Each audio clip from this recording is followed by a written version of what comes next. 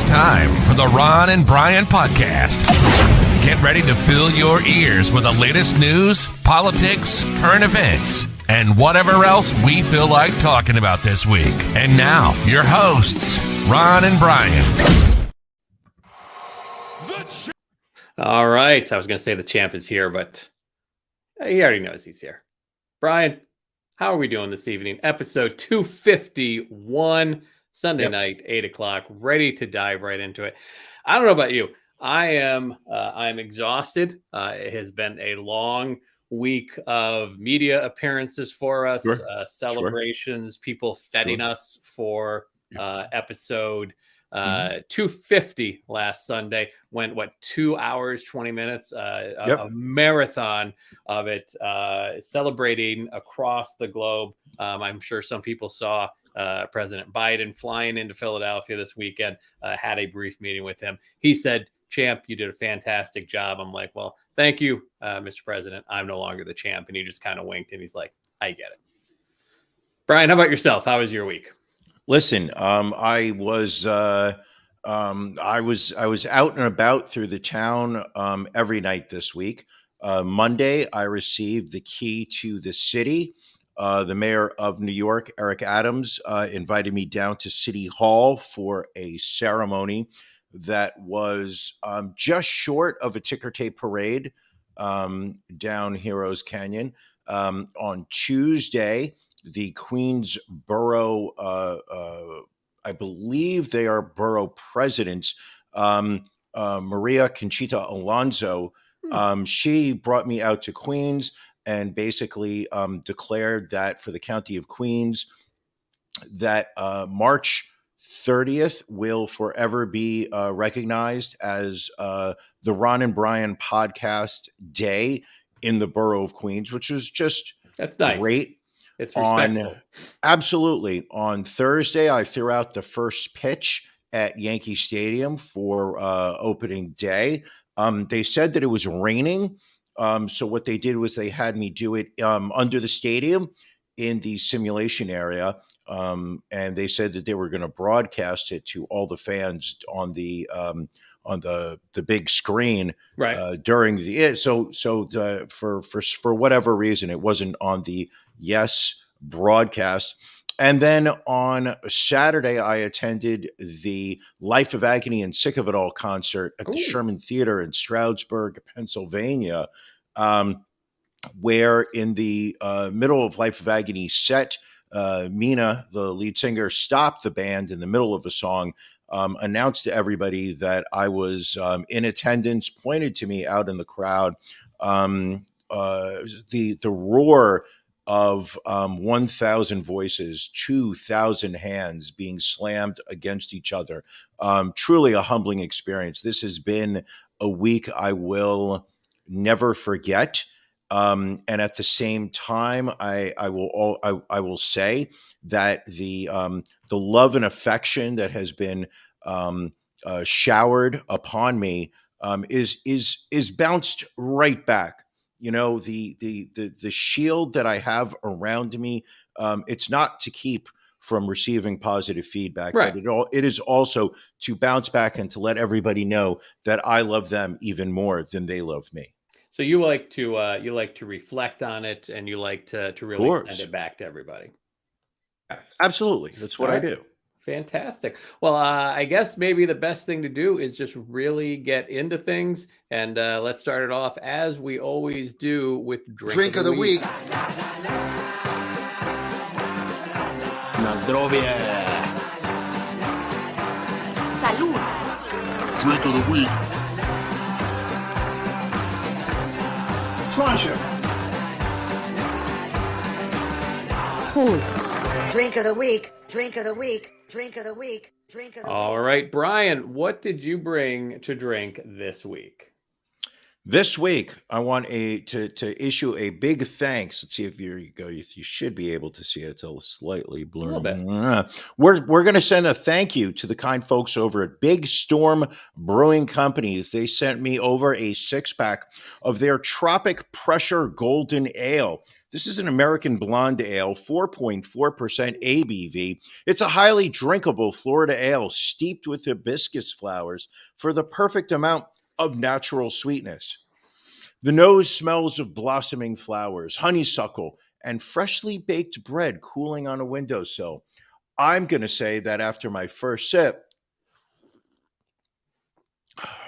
How is it? I will. No. Taking a second. All right. Okay. Here's my positive spin on it. All right. It's very subtle. The flavors on it are very subtle. So it's almost like you're drinking water that has been steeped with some type of floral. It's like an alcoholic tea, for lack of a better phrase. Got It it. doesn't have that bite. I'm going to give it a 2 out of 5 on my Untapped app. All right. That's not a great score, but not a horrible score. No, I'm going to drink the second one. All right. Good. I haven't gone insane yet. Ron, Yes, my friend. what are you drinking? So this week, Brian, I was out at the King of Prussia Mall this weekend. They have a satellite store for Blue Coat Gin. This is actually a Philadelphia Distilling Company, makes their American Blue Coat Gin. And look what I picked up, Brian. It is their Blue Coat Elderflower Dry Gin. They take their Blue Coat Dry Gin and they get elderflowers all the way from Croatia, Brian. So not only the best. are we supporting a small Philadelphia business, but we are supporting Croatia as well. So I made myself a little gin and tonic with the elderflower liqueur. Let me get my little squeeze of lime in there. That's really one of the best parts of it. And let's see. Also, let's kudos to you for going out and buying limes. Oh, that is tasty. How strong is the elderflower flavor?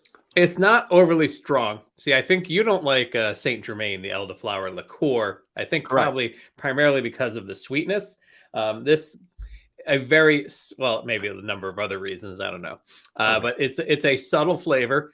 Really pairs well with the lime and the tonic. The woman who sold this to us said also mix this with a little lemonade as well. Very tasty, but it makes a pretty solid gin and tonic. Now, lemonade, is that something that will be served at Alex's Lemonade Stand fundraiser, the Great Chefs of Philadelphia, coming up in June? I mean, there will be lemonade there June 10th down at the Navy Yard. So this is us giving back to the community, attending the Great Chefs event for Alex's Lemonade Stand. But we'll talk more about that in the coming weeks, I'm sure. Of course.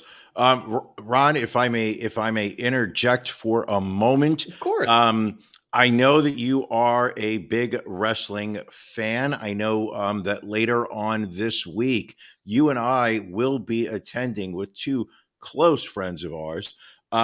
We will be attending AEW at the UBS Arena in Belmont, New York. Elmont, New York, which is right on the Nassau side of the Queens border. But in addition to that, this weekend is WrestleMania. It was I believe a 3-day event, Friday, Saturday, and Sunday, or just Saturday and Sunday. Not really sure. Listen, but I've never hid my disdain for all things WWE in favor of Tony Khan's AEW league Wrestling, just AEW wrestling Federation. AEW. Okay. What? But I know you are closely following WrestleMania. Tonight is night 2 of it. How has it gone so far? I mean, I think it's gone as many people expected it would. Very long. There were matches, there were winners, there were losers. And I think that kind of sums it up. Can I give my predictions for night 2? Please do. Tomorrow we'll see how we're going to do it. I'm going to say that Shayna Baszler and Ronda Rousey will win in the WrestleMania Showcase match. I believe Brock Lesnar will beat Omos.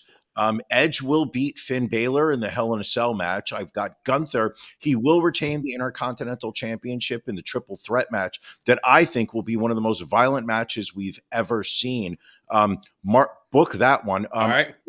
Asuka will beat Bianca Belair for the Raw Women's title. And I believe that Cody Rhodes will defeat Roman Reigns for the undisputed WWE Universal Championship. Listen, extremely wise words from you as always. We know your prediction skills. Anybody else repeating what you just said is really just copying the greatness that is Brian.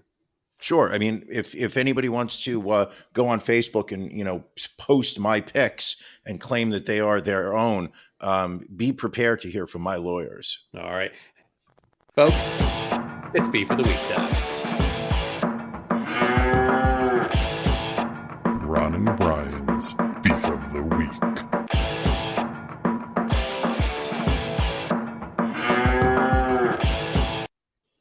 Brian, what's bothering you? What's bothering me, Ron, is the state of care from medical professionals. Anything in particular? Anything specific that you're referring to? Oh, I will get specific. All right, good. I had a doctor's appointment with a orthopedic surgeon. He does do surgeries. This is the same doctor that operated on my left knee 2 years ago. Is that Dr. Bidaboombats? No, that is Dr. Jonathan Gordon. Okay. And over the last, I would say maybe month or two, my right knee has really started to become painful in terms of bending, standing, stretching. Walking is fine, but it just seems to get stiff and lock up. If I'm not constantly walking, I can't really fully bend it. Anyway, but that's not my complaint.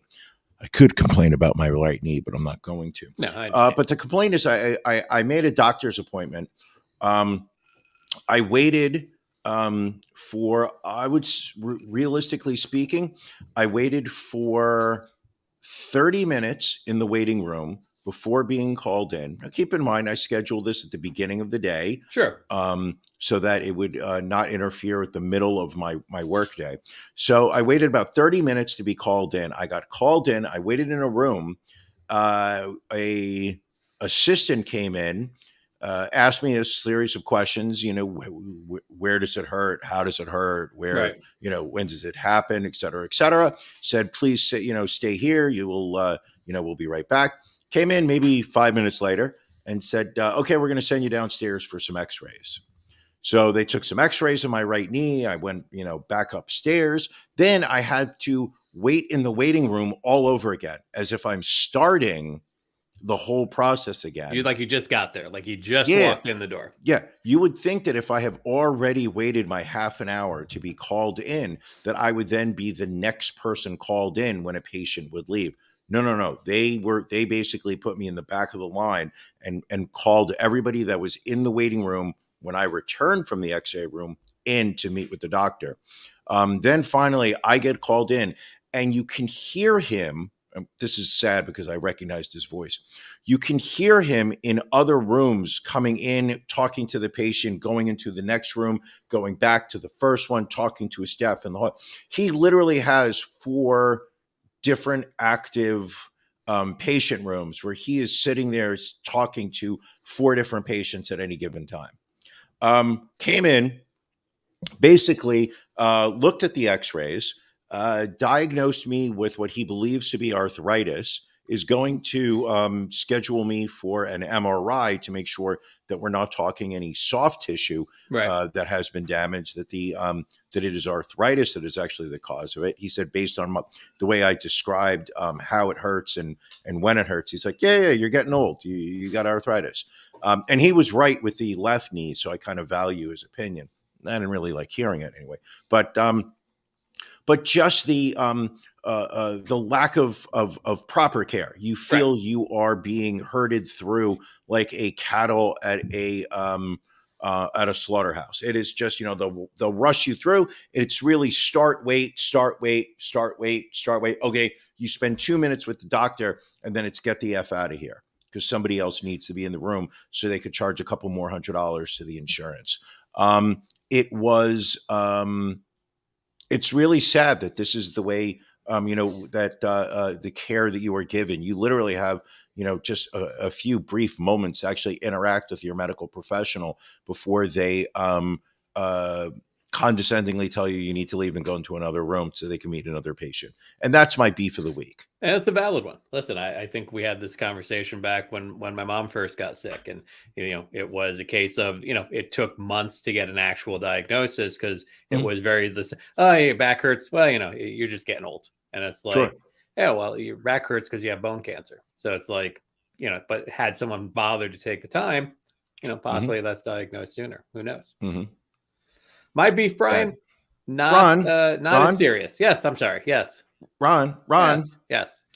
what's bothering you? It wasn't a bad week. It was a good week actually. But this is a beef I've had for a while. It's a minor beef, but a beef nonetheless. Is when I'm getting, or it could be my wife or I getting a package delivery from Amazon Prime, and the driver feels the need to ring the doorbell. I don't know why that annoys me. Well, I do know why that annoys me because, we've got the dog here, and when the doorbell rings, the dog goes crazy. But, they can clearly see the Ring doorbell when they walk up to it because they have to press the Ring doorbell. You would think they know, especially being Amazon employees, it's an Amazon product that we can see when they're coming up to the door. But they got to ring that doorbell and disrupt the peace and quiet I like in my house. Again, not a big problem, but a beef. You would prefer they just leave the package and walk away? Yeah, because I already know they've come up. The doorbell tells me someone's come up to the door, and they usually just drop it on the front step or in the vestibule and go on their way. Okay. Am I wrong? I mean, is it a? I feel like you have complained about delivery people not doing their job well enough when delivering packages to your home. Now it feels like you're complaining that somebody's being too thorough. I guess maybe it's less being too thorough and maybe just taking an unnecessary step. Okay. Just my take on things. Brian. Yes. Let's get into every week we pull stories that we feel are our stories of the week. The ones that we want to make sure we get to. So what is your story of the week that you want to make sure that we cover? Okay. My story of the week takes us to the great southern state of Alabama. Oh, yeah. Do we have a photo, Ron, of David McCoy? Matt, can you pull that photo up, please? Wow, Matt is on his game today. I believe he's been taking his methadone. He went to a clinic earlier this weekend, trying to get him off cocaine. You're right. It's been quite dangerous. Ladies and gentlemen, we are looking at a photo of David McCoy. David McCoy is a former Huntsville police officer who was indicted this past March 24th on capital murder charges in the 2022 shooting death of his girlfriend, Courtney Spraggins, and their unborn baby. That's right, people. You are looking at an Alabama cop who fatally shot, allegedly, his pregnant girlfriend in the head, then lied to 911 dispatchers that she had committed suicide. Investigators allege that he shot her in the head while they were sitting in a parked car outside of his Huntsville apartment. He immediately called a non-emergency police line to see if it had received any reports of gunfires being fired in the area, then told the dispatchers he had woken up to the sound of a firing from a small caliber gun. Investigators arrived on the scene and found Spraggins, 26, shot in the head in the driver's seat of the car. McCoy told responding officers, "I think I've seen her once pretend that she was going to commit suicide, and it seemed like she had." However, after investigators did a little bit more digging, they basically discovered that text messages between Spraggins and McCoy led to some comments that McCoy had made that led them to suspect that he had been involved.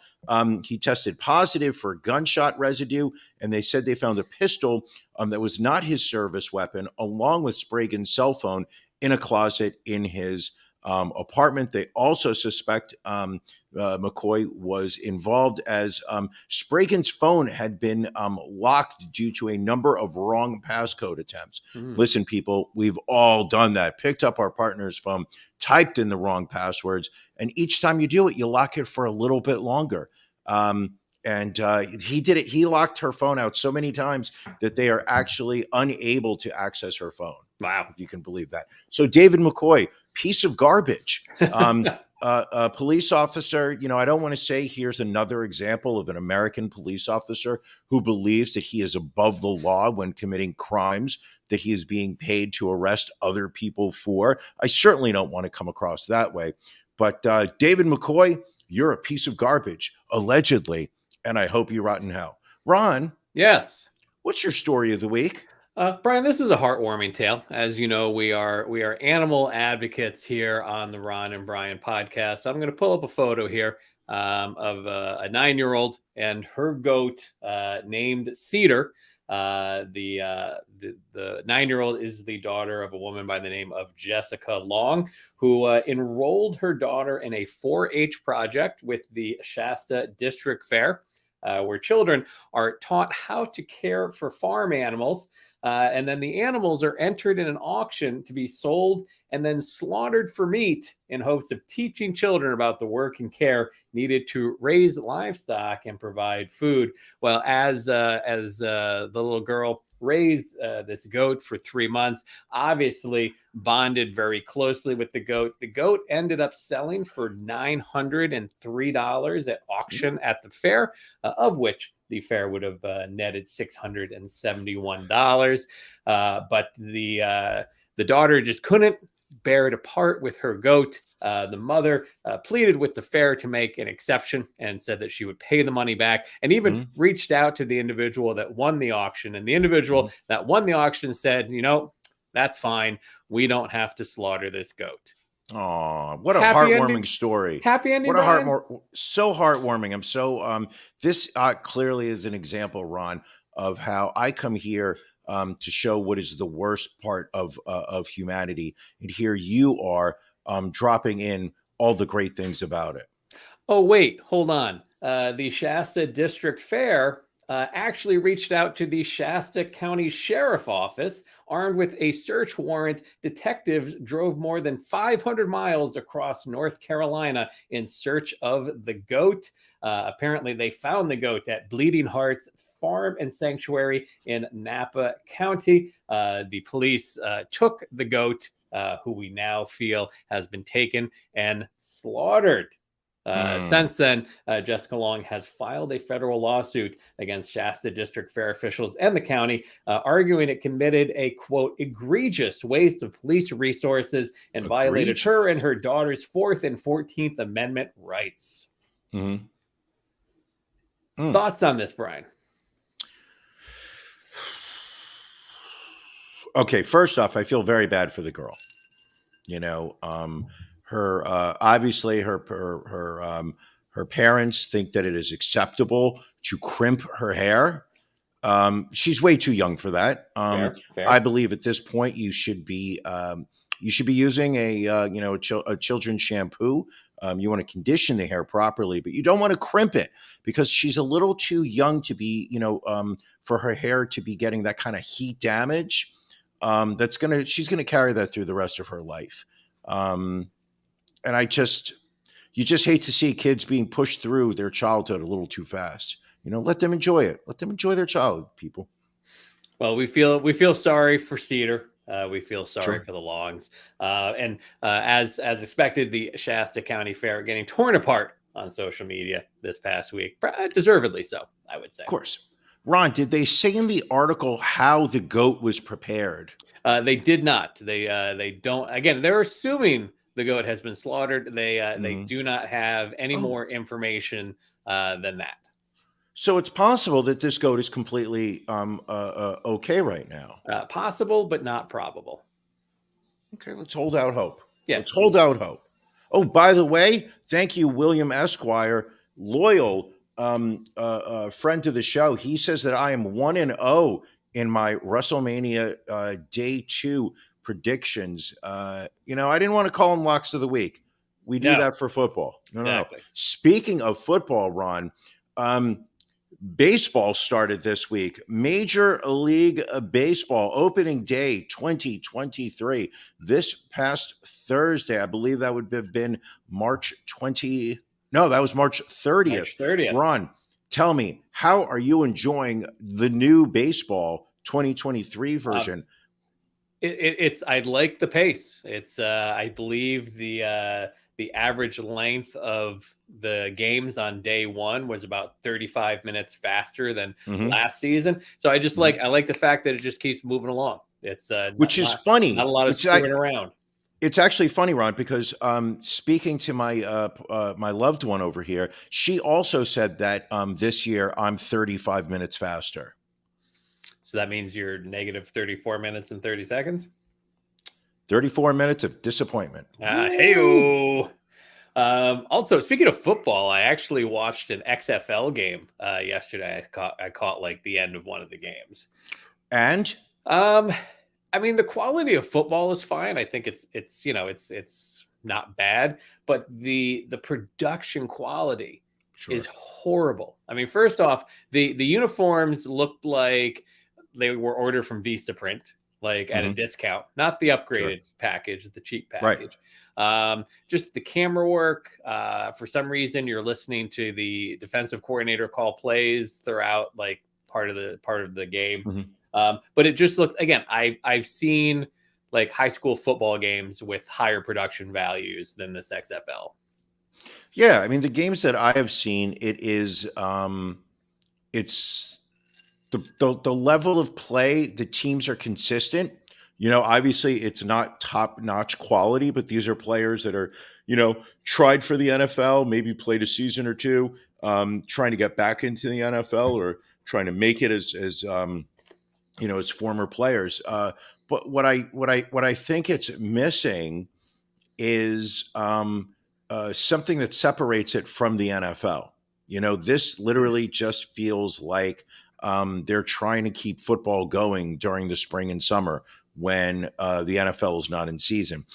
There's nothing that says we are going to, you know, position ourselves doing something different. Whether, you know, the changes in the rules, I feel are not significant, right? In a way that it's not really setting the game apart. Whereas, you know, I think I enjoyed more watching the arena football games when it is an indoor stadium. The field is significantly smaller, both width-wise and lengthwise. You know, they let one player get a running jump or a running start or however you want to phrase it. It felt more exciting. It felt like there was some there was hey, we're gonna play football, but our style of football. I believe your girlfriend was also talking about how you're smaller in width size and length size. Absolutely. She said that this was, you know, during the spring and summer, she says you shrink significantly. But you know, I can't remember the last time we had overtime. So also in the news this week, Brian, Gwyneth Paltrow, obviously that whole ski accident case, but I'm more focused on the fact that apparently she does something called rectal ozone therapy, which apparently is medical grade ozone gas administered through an ozone generator device, which can be inserted in your body in many ways. But apparently a lot of people put it up their butt via a catheter. I had the story wrong. Really?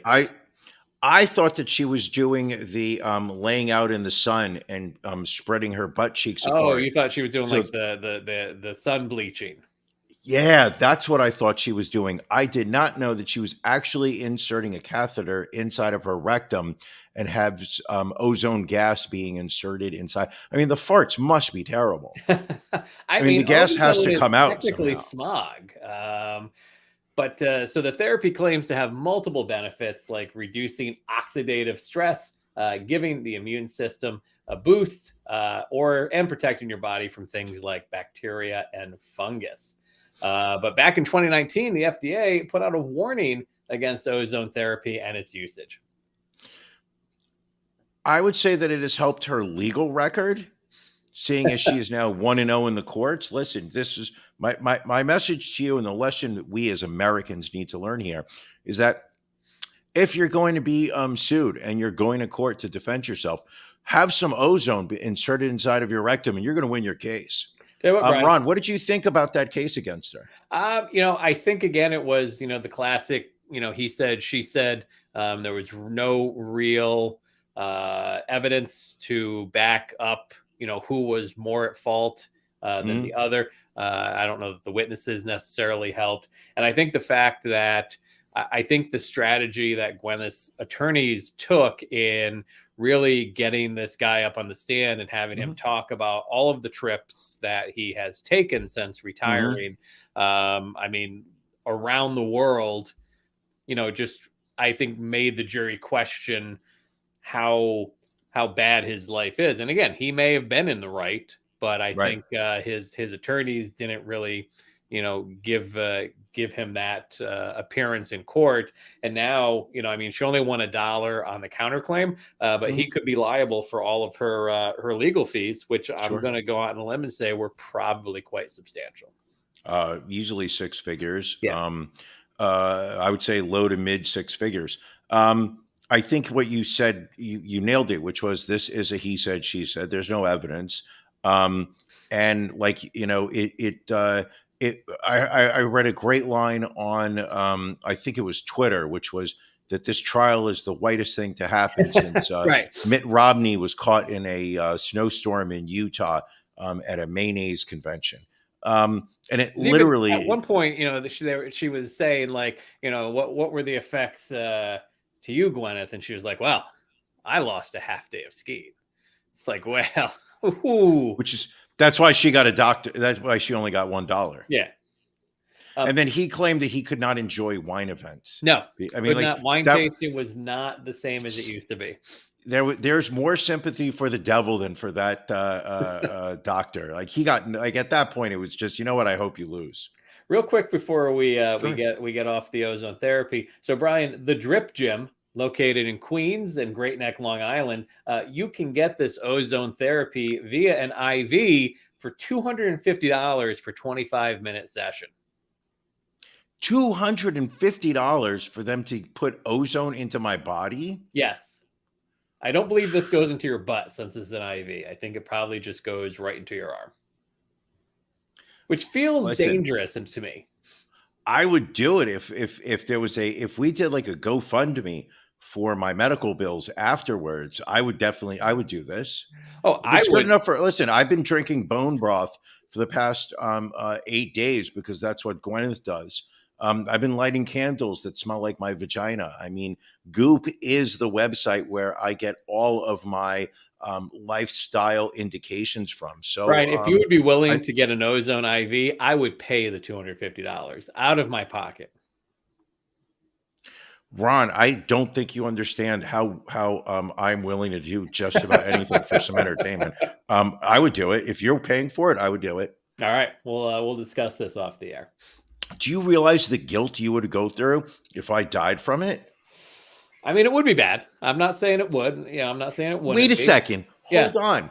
Are you trying to push me to do some kind of dangerous medical process so that by default, this belt, this championship belt, which will be brought to UBS Arena this Wednesday, April 5th for AEW. Have they given this a name or no? It's just AEW Dynamite. There's no cool name. So it's Dynamite and Rampage, where I will be walking through the arena wearing this either thrown over my shoulder, or I may even wear it around my waist as I walk. I am so good. Brian's now 2-0 in his picks. I'm not quite sure what the second match was, but you're 2-0. 2-0. You know why? Because I'm a champion. Okay, people, champion, and champions have their wrestling belts. Look at this. 6 pounds of gold. Oh, wait a second. No Rampage on Wednesday, but there will be a Ring of Honor taping. Uh-oh. Sounds like this champ is going to be getting an education on how not to pull out a light bulb. I was going to say your lighting I'm seems just- to drop off there.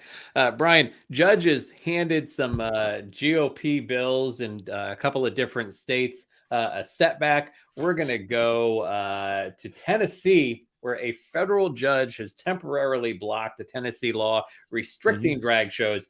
He did that on Friday, the day before it was set to go into effect.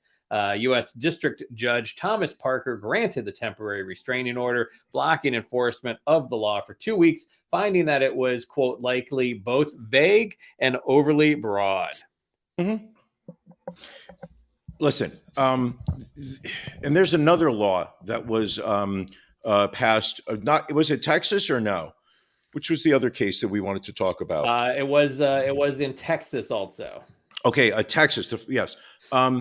So you've got Texas hiding their books Yes. from libraries. I think this is there are a series of laws that are being pushed through right wing controlled legislatures.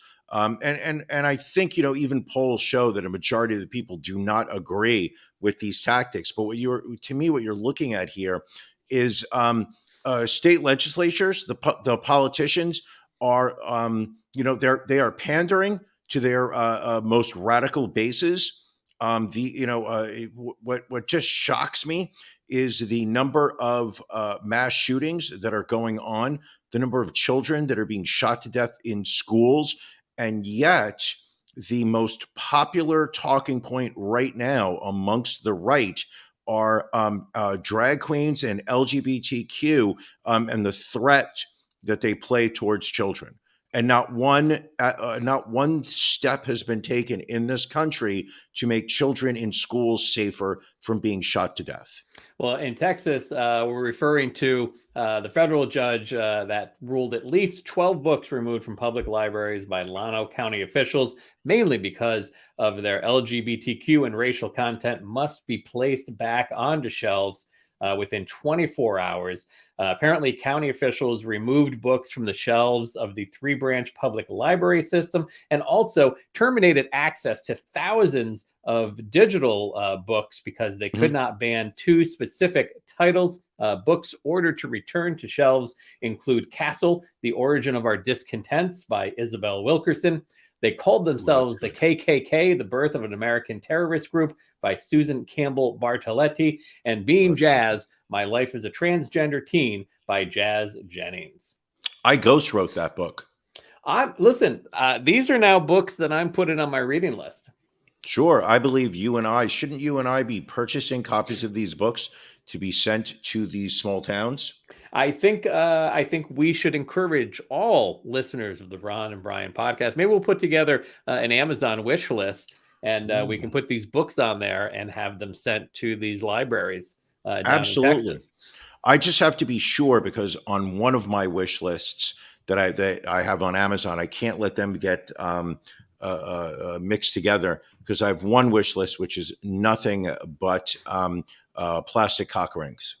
Nothing Understood. but plastic cock rings. Listen, I mean, it's a good deal when you buy them in bulk the way that you do. Sure. Well, you go through them so often, your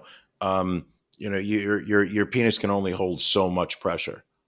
We're going to stay in Texas for a couple of stories because just some Texas, always great stuff. I mean, Texas Yep. and Florida always go neck and neck as to the worst state in the union. But down in Texas, apparently the Texas Department of Public Safety revealed this month that it had unknowingly sent thousands of driver's licenses, most of which belong to Asian Americans, to an organized crime group operating out of New York City.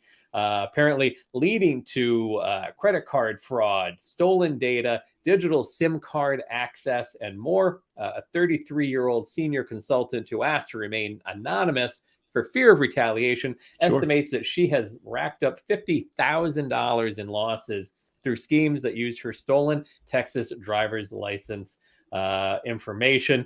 NBC News was able to verify $16,000 in losses for another individual. But yeah, just great stuff down in Texas. And then also, Brian, you familiar with the Apple AirTag? I'm quite familiar with it. So apparently there was a gentleman in San Antonio, Texas, who his truck was stolen, but he had an Apple AirTag in his truck, so he was able to track down the thief, finding where the truck was located, and then ended up killing the guy. He ended up killing the guy that stole his truck. Yeah. So apparently the thief fired first, but then the suspect fired back, killing the person that stole his truck. Officials still determining if the suspect will be charged in the fatal shooting. A officer, Nick Solitz, said that people shouldn't take matters into their own hands if their car is stolen. And I kind of have a feeling that this guy should absolutely skate free. If he can show that this thief stole his car, I am 100% in agreement with his actions. If the thief dies from a gun battle, I'm perfectly okay with it. Well, assuming the thief fired first. If this guy just went in there guns a-blazing.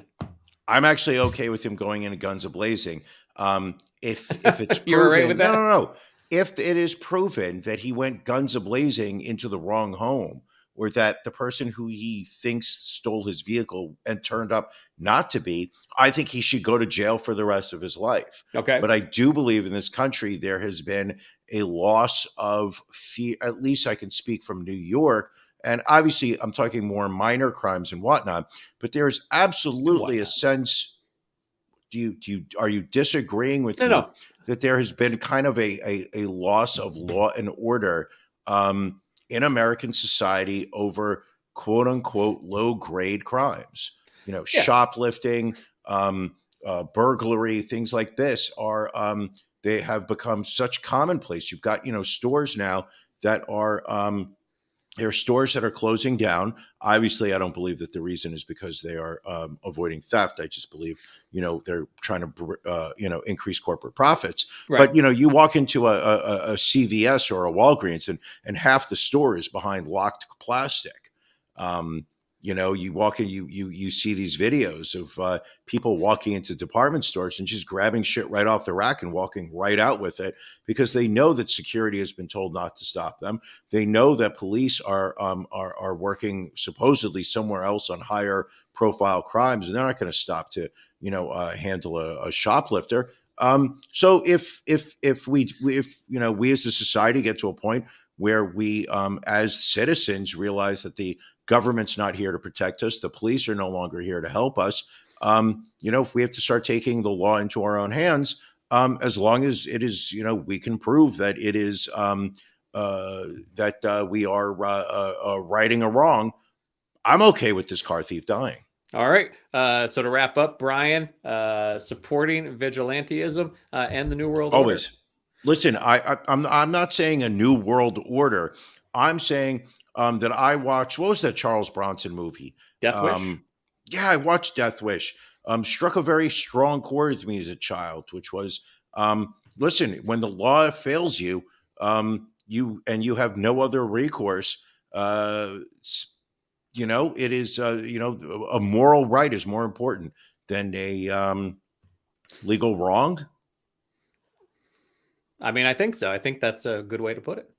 All righty. That's going to be my soundbite for the week. All right. Ron, what else do we got? Let's jump over to Florida and what may have been my favorite story of the week. As we know, last year when Disney came out against Florida's Don't Say Gay law, Governor Ron DeSantis took action by disbanding the board that oversaw the governance of Walt Disney World and put in a new board into place at the beginning of this year. Well, before the prior board left their positions, they apparently passed restrictive covenants, stripping the new board of many of its powers. They signed a development agreement with the company that gave Disney maximum developmental power over the theme park resort's 27,000 acres in Central Florida. And they did that, and I'm trying to find the exact wording of it.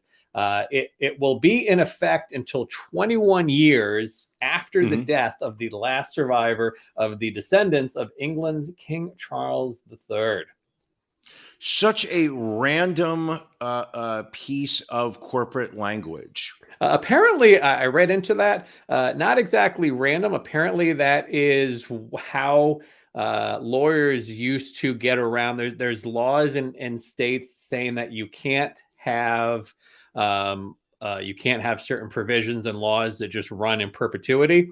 So what they would do is they would attach something like this to a royal family member who back when Really? when this came into fashion were obviously much wealthier Mhm. than the average person, lived much longer Sure. than everybody. I mean, you look at Queen Elizabeth, she lived till she was 96, 97. So Allegedly. allegedly. Allegedly. So that's Well, I mean, that's where it came into fashion years ago. So I think the youngest descendant right now of King 2, Carl III, 2 years old. 2 years old. Yes. I love this. I mean, again, part of me dislikes Disney because it's this huge monolithic corporation, but yet my disdain for Ron DeSantis Even just more. is much higher than that. Yes. Here, listen, this is a new one. I don't know if you heard this one, but Death Santis. I've heard I that like nickname. it. That's back during COVID. He got that nickname. Really? I did not know that. I'll say this about Disney. I don't really have a problem with them so much as on the corporate monolith side, even though I should. I more have a problem with the gouging that they do of their fan base in the name of let's all be happy. Disney Files, is that what they're called? Yes. Disney folks. Disney Files. Disney Files. Philes. Disney Yes, Files. not to be confused with pedophiles. No, or the X Files. But Brian? yeah, no, I think it's absolutely great to drag this to just drag out this battle that goes on between Ron DeSantis and and the great company of Walt Disney. Ron, Yes. what were you about to say? I was going to ask if you've been following these articles we've been seeing about this AI technology like Chat GPT. Google just rolled out Bard. These programs that will come up with writings, questions, answers, anything you want to plug in. It'll research and come up with different information for you. Right. I've decided that I am going to stick with Bard. Okay. It's young. It's in its infancy. Hopefully, it keeps learning. Yeah. But going out to India, this is interesting. A judge decided that he was going to ask Chat GPT to determine if a murder and assault trial defendant should be let out on bail.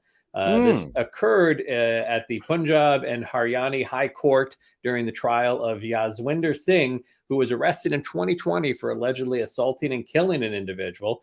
He was reportedly seeking a stay of imprisonment during the trial. Left at a loss for how to handle the situation, Judge Anup Chitkara decided to seek counsel from GPT-4, the latest update, which exhibits human-level performance. Let me just see here if what the answer was.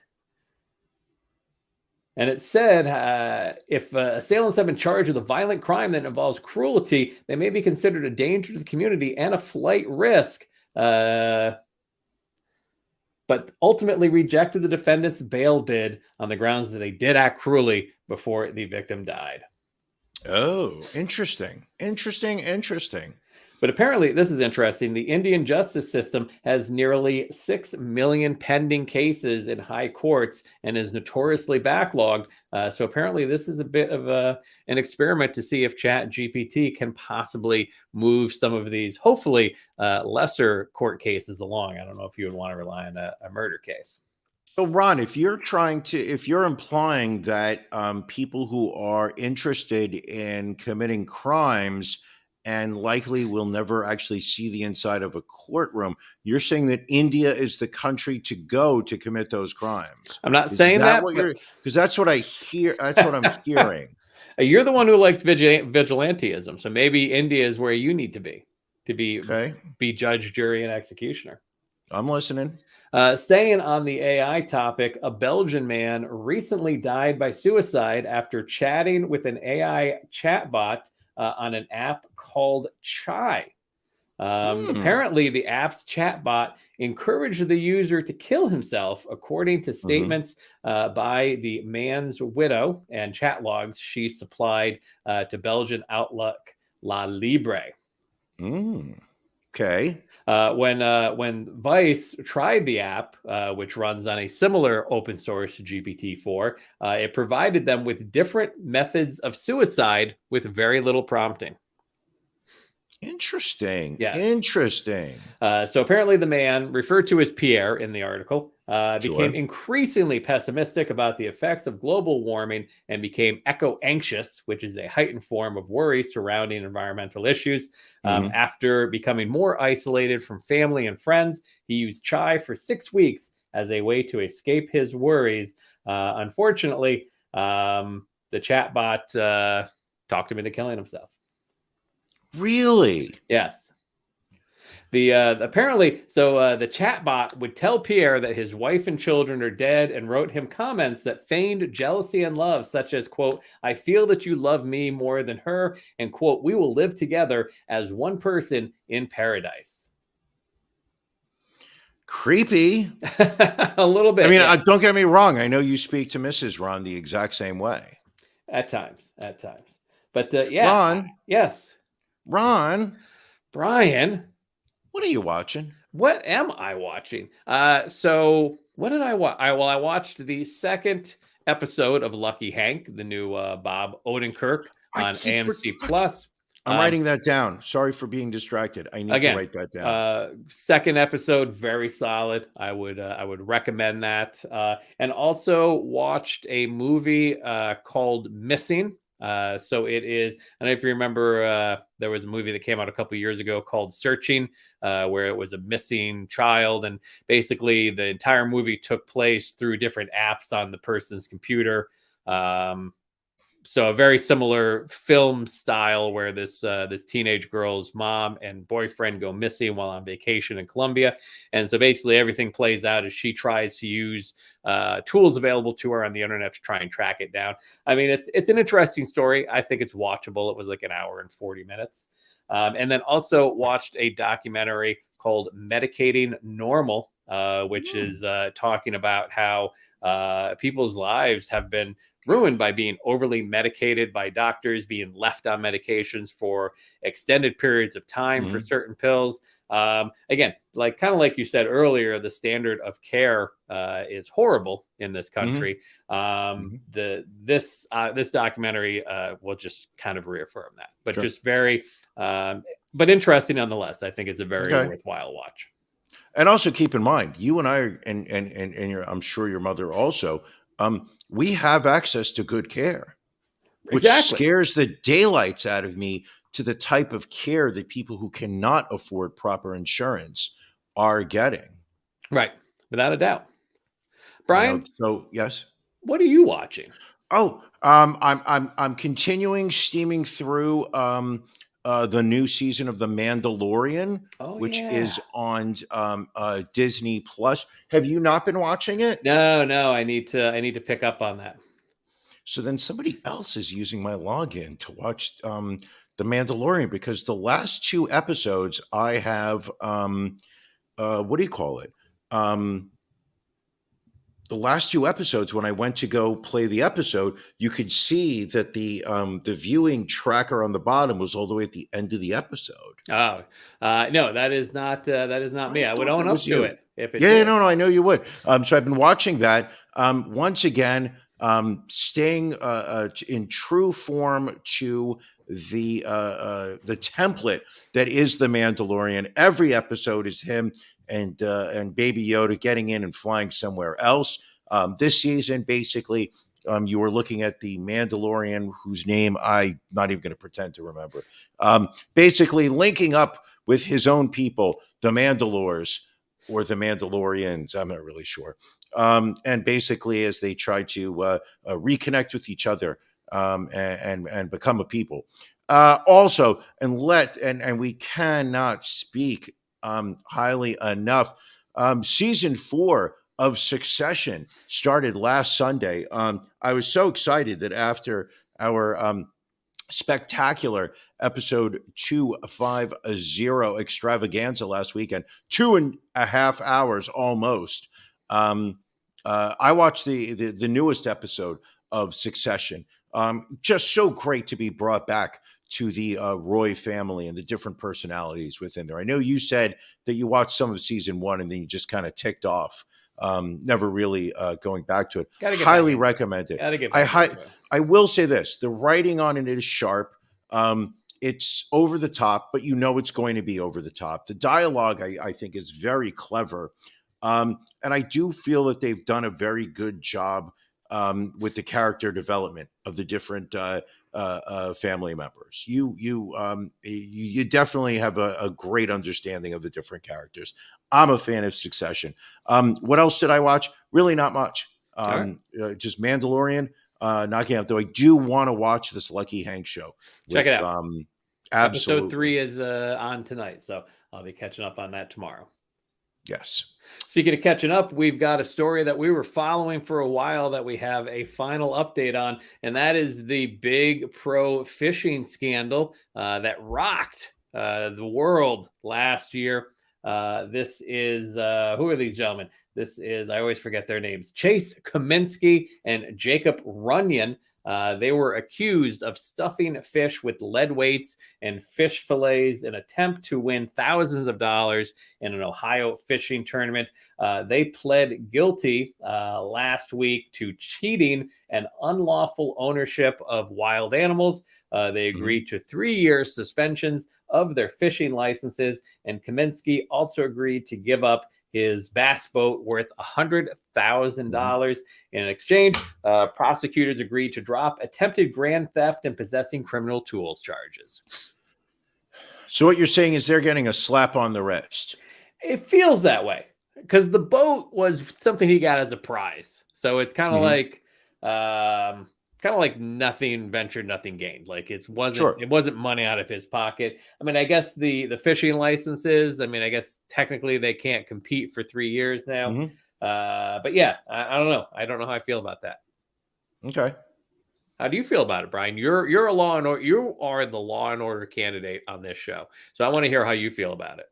I will be exactly honest, as I always have been on this show. First of all is, you know what these guys tried? You know, they had been cheating, putting lead weights in the fish. I mean, I was talking to a good friend of mine recently about how neither of us could imagine spending any amount of time actually fishing. So I think right off the bat, the very fact that these two gentlemen are willing to contribute their free time to the world of competitive fishing, I already feel sympathy for them. The fact that they feel the need to cheat to win the cash prizes, they're criminals, whatnot. At the end of the day, I just think that some of the other fishermen who were in that competition should have handled themselves slightly differently than saying, "Hey, let's call the cops." You think snitches? Oh yeah, Fishing sucks. Said it better than I did. Oh, look. Allie agrees. Fishing sucks. So you're saying that the fellow competitors should not have involved the police? They should have just taken the law into their own hands? What I'm saying is that if I were one of the other fishing competitors, I would have taken some of those lead weights that were being taken out of the fish, and I would have made sure that I inserted them inside the bodies of these two fishing competitors and made them slightly heavier. All right, fair enough. Brian, jumping up to New York City, we've got a story of a New York police officer. The NYPD. New York, it's a hell of a town. The NYPD pulled the promotion of an officer because she's being sued for allegedly stuffing her panties in a male underling's mouth. This is Sergeant Anne Marie Guerrera. She was supposed to be promoted to the role of Sergeant Supervisor of the Detective Squad, which would have moved her up to a salary of $120,400. But apparently, the news came out in the New York Post because she's being sued in Brooklyn federal court over the October 7th, 2018 incident in which she allegedly lost her temper towards Detective Victor Falcon. Great police officer name. If you're born with the name Victor Falcon, you've Sure. got to become a police officer. Of course. Anyway, he complained about her habit of leaving her underwear around the unisex locker room at their Brooklyn station house. So because of that, she violently shoved them into Falcon's mouth and then aggressively rubbed them all over Falcon's face, claimed his lawsuit, which is still pending. Quote, the sexually charged and violent gender-motivated assault left Falcon traumatized and in shock. Guerra screamed in Falcon's face, quote, see, they are fucking clean. Okay, Ron. Now, I know that you've worked in several sexually charged environments. Sure. Not your current. Yeah. You've made it very clear that your current work environment adheres to all proper Department of Labor guidelines for workplace etiquette.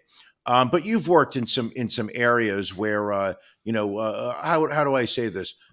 Morals have been slightly loose. Listen, I came up in the 90s and the thousands. I mean, it was the Wild West back then, Brian. I think walk me through your time at Sears in the Colony Mall back in Mall, Rotterdam Square Mall.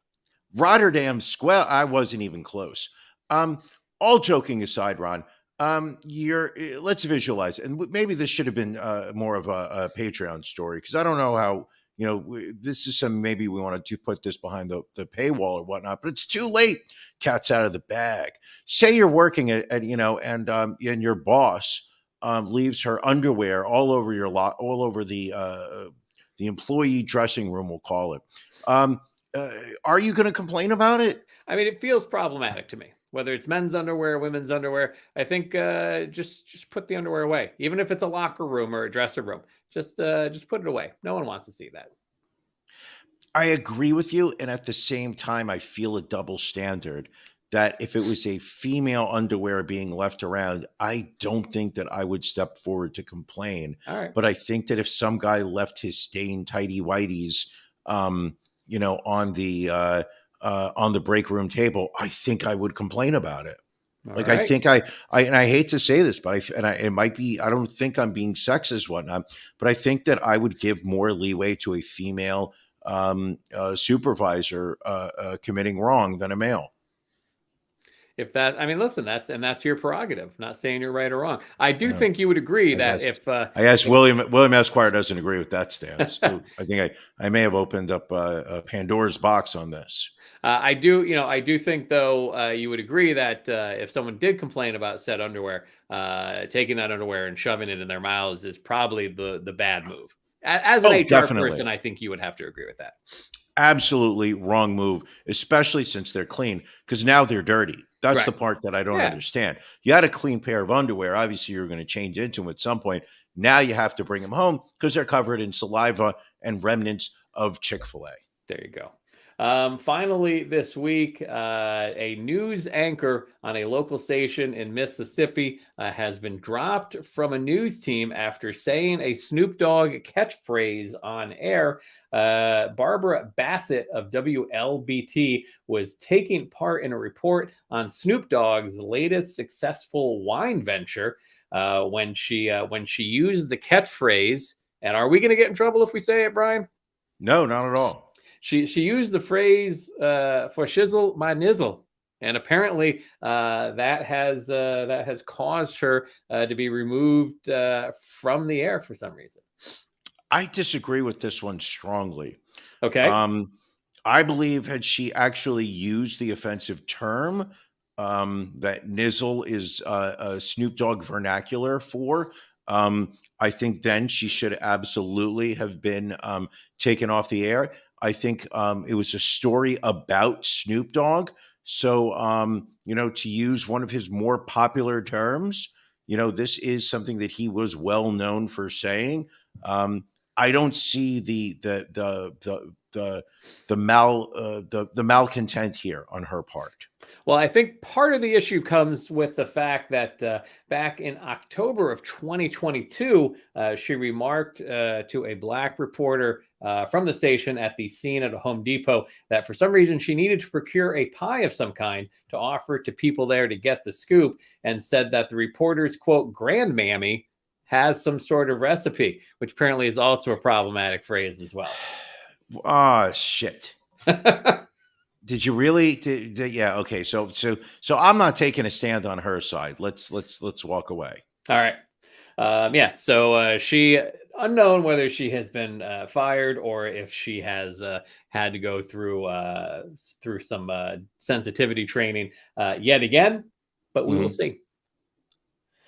All righty. All right, Brian, I think it is about time for us to wrap up and get ready. I've got to prepare for After Dark. People, if you're not part of our Patreon subscription service, let me tell you what you are missing. Every week, Ron and I do a free podcast for the masses. Anybody with an internet connection can watch this episode for free. Advertising free most weeks as I struggle to get a paid advertiser. But there are stories that we do not feel comfortable putting on the podcast, mainly because of community standards that YouTube and Facebook, or excuse me, Meta have in place. These are your spicier stories, your saucier, your sexier, dare I say, stories. We put those stories behind the paywall. So what happens is we work with our friends over at Patreon. You can become a patron subscriber right now. Go to ronandbrianpodcast.com. Click the link in the upper right that says become a patron. It'll take you to patreon.com. Sign up, register if you have not already. For as little as $5 a month, you're going to get an audio file.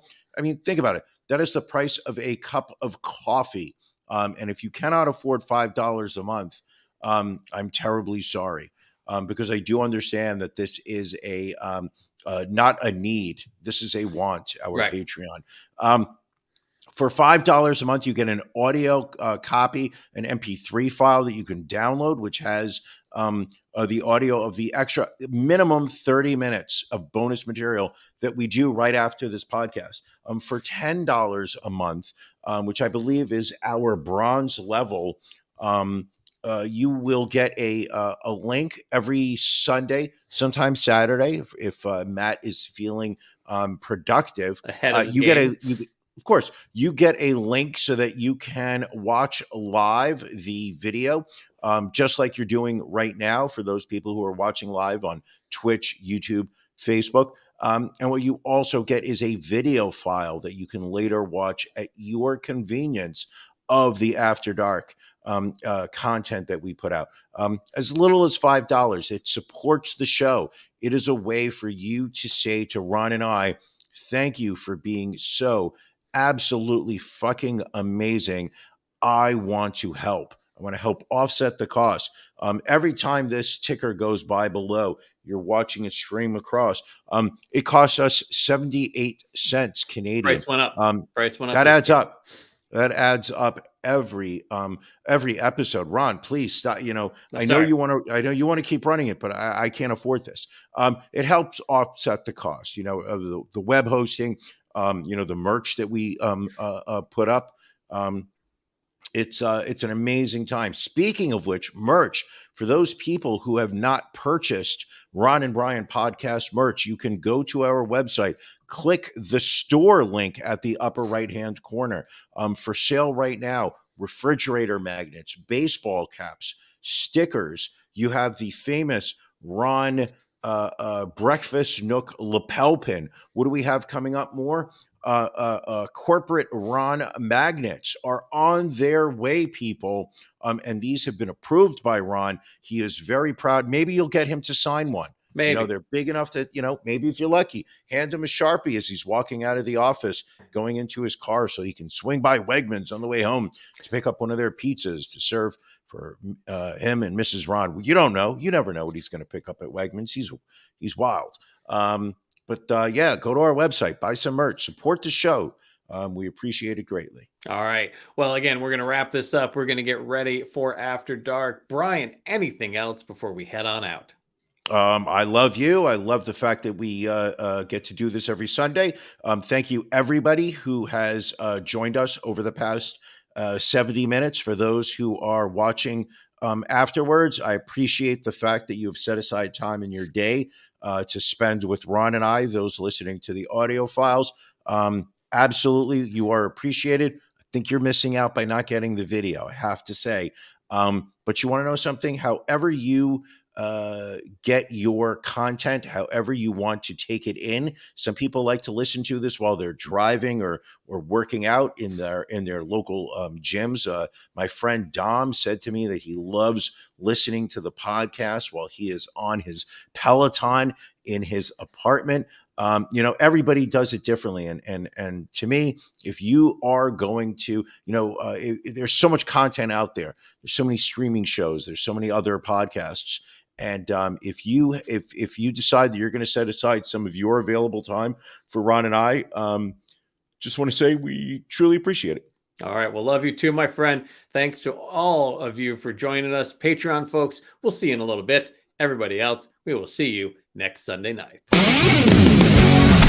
Thank you for joining us on the Ron and Brian podcast. We're live each week on YouTube, Facebook, and Twitch. You can find prior episodes, links to our social media, and everything else Ron and Brian at ronandbrianpodcast.com. See you